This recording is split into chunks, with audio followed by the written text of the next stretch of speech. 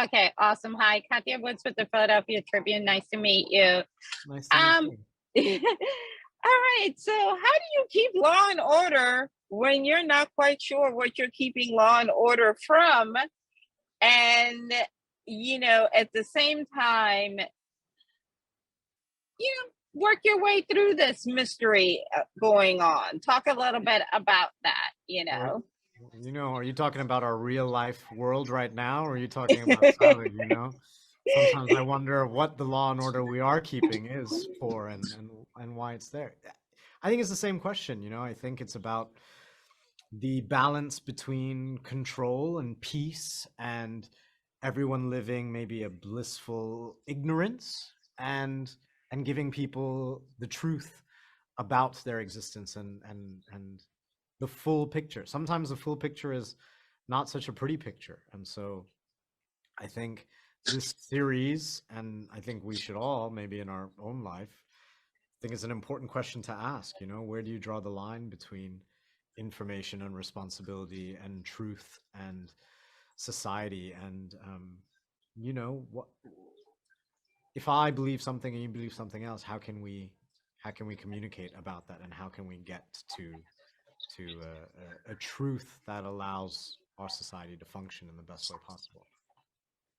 Yeah, I mean, I think this show, it's very eerie how it's mimicking life right now, right? Because the way the collective is working is that the society works based on keeping people in ignorance and saying that you're protecting them, right? But at the Yeah, same time, you're not arming them to survive because they don't know what you're protecting them from. Do you know what I right. mean? So Yeah. and human nature being what it is, you create conflict. Talk a little bit about that, because you have people who don't know quite why they believe. You know what I mean? Yeah, I feel like as I was thinking about the philosophy of living in the silo, they've created in some ways a utopia for people where they're not worried about unemployment or being homeless or food or things like that. But also by giving humanity those comforts, you also allow humanity a chance for it to ponder the bigger questions.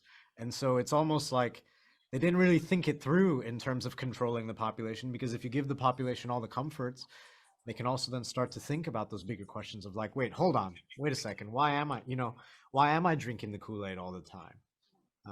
And so, I think that that's also, like all good sci-fi, is a question we should be asking ourselves. When we are living our comfortable lives, what is that about?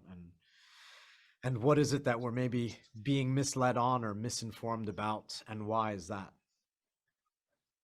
Yeah, and I think a lot of the characters in this, especially, they have doubts, but they're so afraid because to have doubts gets you ostracized, right?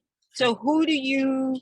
It's not like you can throw something out and be like, do you have doubts? And Yeah, can I yeah, trust yeah. you? So I think that's the other thing, is that people are afraid to speak up. I think that's the other weapon. That's how they keep everybody in Yeah. status quo, especially using law enforcement. That even some of the law enforcement are like, I'm not quite sure what I'm keeping you from. But if I say it, then I'm out there, and we know Right, what happens out there, right? right. So talk about that aspect. How do you uphold something when you yourself have doubts? Well, it's a good question. I think, again, I think it is an allegory for the world that we live in. Our world today and our relationship with truth is that it's not just I have doubts, do you have doubts? It might be I believe that I have doubts, and you go, I don't believe I have doubts. And so now we cannot communicate about what maybe you think and what I think, right? It's almost, there was a time where we could disagree and arrive at a mutual conclusion, and now we're siloed off, so to speak, in our own truths. And so I think this show and your question about how do you share that you have doubts is a question we also have to ask ourselves. How do you communicate with someone that believes something different than you? And I think it's I think we have to look into the past and look at things like the Socratic method, where yeah, somebody figured out that reality is outside of the cave, you know, and what we look at are shadows. But you cannot just shove down the truth down people's throats, you know. You have to sort of have a bit of grace and say, have you thought about it in this way? What about this way? And I think through questioning and a bit of patience, you can hopefully allow people to start thinking about things in a different way, or at least arrive together towards new thoughts and shared thoughts. Absolutely. And I agree. And I can't wait for the bigger collective to have the conversations. Pleasure meeting you. My pleasure. Thank you.